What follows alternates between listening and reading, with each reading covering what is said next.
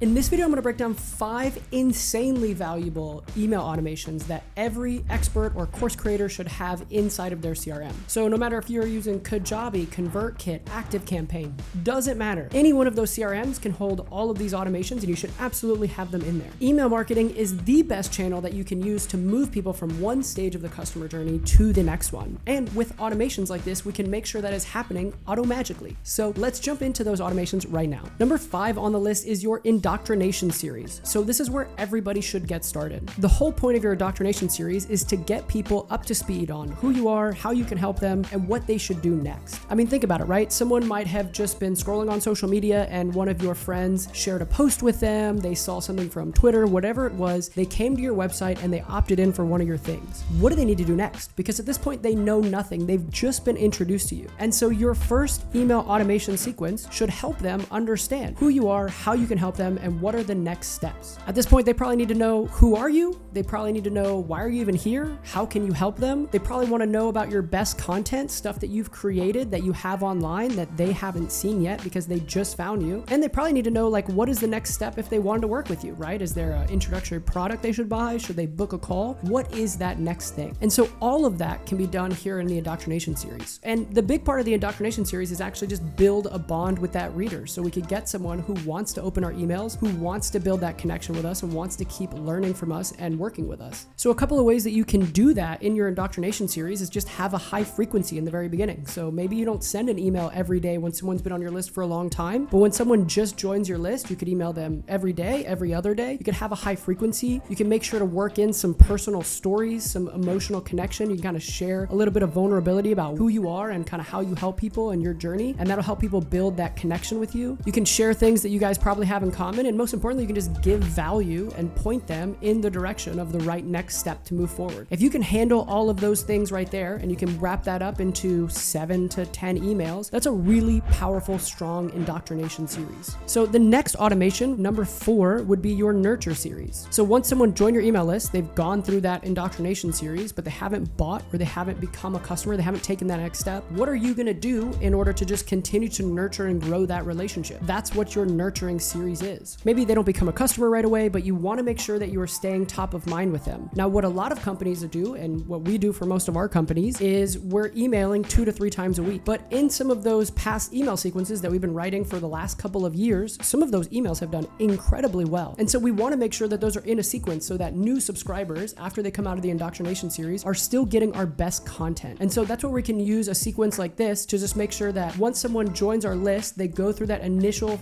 first week or 2 weeks of indoctrination. How can we make sure we're getting them our best content and nurturing that lead before they drop onto a list where they're maybe getting like live updates and newsletters and broadcasts and stuff like that. Number 3 would be your list cleaning sequence. So people sign up for stuff all the time, right? You probably do this all the time, right? You go to a website, you sign up for something, and then you don't read any of their emails or you don't want to continue reading their emails for whatever reason, and that's it. So the issue is if you are growing a very large email list and you are emailing people who are not opening and reading your emails, you're going to run into 2 major problems. One is going to hurt your email deliverability, because if email servers like Gmail and Outlook and Yahoo see that you're sending a lot of emails that people don't read and don't open, what's going to happen is they're going to lower your email reputation score. So you're going to end in the inbox less. So that's why it's a really good idea as your email list grows, you want to make sure you're not sending to people who aren't opening and engaging. The other major issue you're going to run into is it actually costs a lot of money to have a very large email list. So pretty much every CRM out there charges you based on the features that you have and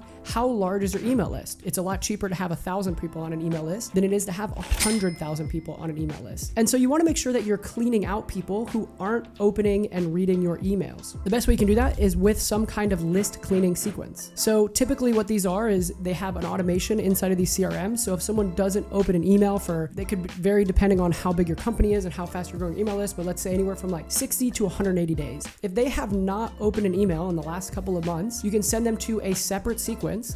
And And what this sequence will do is it will try to re-engage them. You'll send them a couple of emails, try to get their attention. And then usually what we'll do is, depending on the email list size, we'll either unsubscribe that person or we'll move them onto a less frequent email strategy, where maybe instead of emailing them 2 or 3 times a week, we're emailing them 1 or 2 times a month, because we know these aren't openers. And we're just trying to re-engage them with stuff that's interesting to them without hurting our overall email deliverability. So our main sequence is going out to people who are clicking, opening, reading, and engaging with our emails are getting emails way more frequently than people who aren't opening and aren't engaging. Really quick though, before we jump onto this next point, if you've watched a few videos on this channel, you're getting value, please just hit that like and subscribe button, because these videos are free for you to watch, but they do cost time and money for me to produce. So the more we can grow the channel, the more we can keep investing in making videos like this. So if you've been liking these videos, hit that like and subscribe. Number 2 is engagement sequences. So these would be triggered off of specific actions that people are taking on your website. So let's say you've got a few different lead magnets out there or a few different low ticket products. Maybe someone opts in for one thing, they go through your indoctrination series, they're being engaged and nurtured, but then they opt in for something else. Well, they don't need to go back through the indoctrination series because they've already done that, but they do need to have some kind of specific engagement series that's targeted at what they opted in for. So maybe they opted in through your general newsletter, or maybe they opted in for one lead magnet and then they get a different lead magnet on a different topic. We want to have some series of emails that is specifically catered towards what they just opted in for and also takes them to that logical next step. So again, maybe the logical next step is to buy a product, maybe it's to buy the next product, maybe it's to book a call with the team, whatever that is. You could also trigger these off of actions like people hitting add to cart and then not buying, right? So this could be an engagement sequence based on someone adding something to a cart and not purchasing, whatever that is. We want to make sure we've got some specific triggers in there that we're looking at. What are the most important actions people are taking once they're kind of already in our world, and how can we use email to move them forward? And the last one, the number 1 here on my list, because this is a super valuable one that I see most experts and course creators are missing, is your product consumption sequence. So a lot of companies look at it like, hey, we finally got someone to buy, that's what we wanted, right?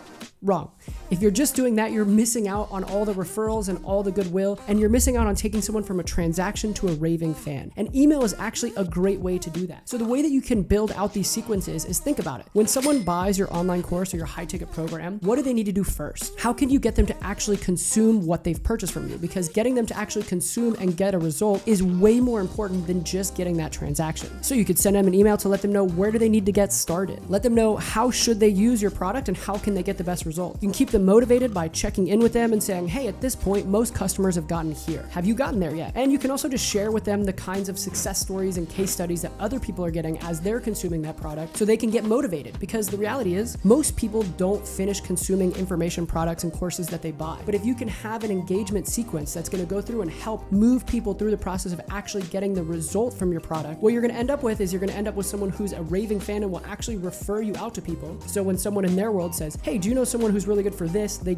mention you, and you're not just another product that they bought that's sitting on their digital bookshelf and they've never touched it before. And so email can actually be a great way to do that. So the 5 important sequences that we just talked about here, your indoctrination sequence. So what are you going to do when someone is brand new into your world? They just signed up with you for the very first time. What do they need to know? How are you going to start that relationship? How can they get your best content in front of them? 2 is your nurture series. So once someone comes out of the indoctrination series, they're still opening your emails, they're still reading. How are you going to stay in touch with them? How are you going to grow that relationship, grow that bond, keep them reading, and keep making them offers? Next, we talked about your list cleaning sequence. So this is what you do when people have not opened and read your emails for 60 to 90 days, maybe 180 days, again, depending on how big your email list and how quickly it's growing. How can you move those people off a segment so that you're not emailing them 2 to 3 times a week and hurting your deliverability score, but you've got a different sequence that sole purpose is to re-engage those people, get them back into the nurture sequence where you're mailing them more frequently, but in the meantime, you're not hurting your deliverability, and you're unsubscribing people who just don't open your emails for really long periods of time, so you're not spending a bunch of money having a big email list that for people who aren't engaging with your emails. So the next one we talked about is engagement sequences. These are specific sequences that are built off of actions people take on your website or with your brand. So again, maybe they've already opted in, they've gone through your indoctrination sequence, they're getting nurtured, but maybe now they go through a different lead magnet or they add some to their cart and they don't buy. How can we have some kind of sequence that's triggered based off actions they're taking that send them specific content based on what they've just engaged with and get them to move to the next step, whether that's buy the next product or book a call with you or whatever that is. And the very last one, and a really important one that most people are missing, is that product consumption sequence. Because this is once someone becomes a customer, how do we actually get them to go from being a transaction to being a raving fan? How do we actually get them the result, get them to consume the product, get them to take action, and get them to become someone who would recommend you to the next person who asks them, hey, do you know the best person about this? If you don't have any of those right now, I would say start with the one that is highest up in the customer journey and start working your way down. So when someone first opts in, the indoctrination series is going to be probably the most important one. And then after that, you probably have your nurture series. After that, you'd probably start having specific engagement sequences based off of actions people are taking that are really important. If you've got a list or you've had a really big list for a long time, doing some list cleaning would be really good. And then as you're launching products or as you are going through and getting more customers, that product consumption sequence is going to be super important. Good news is you can build and develop these over time as you write emails. A lot of your emails can actually just go out probably to specific segments of your list as like broadcasts or campaigns. And then you can add it to the automation so that the next person that gets to that step of the journey can get that email automatically. And you can watch which emails are working best. You can take some out that aren't getting really good engagement. You can add new ones as you see them do it really well. And you can build these out and improve these over time. Now, if you're wondering exactly what to put inside of these automations, I've actually got this video right here where I will show you specifically the types of emails that we are writing to put inside of these automations.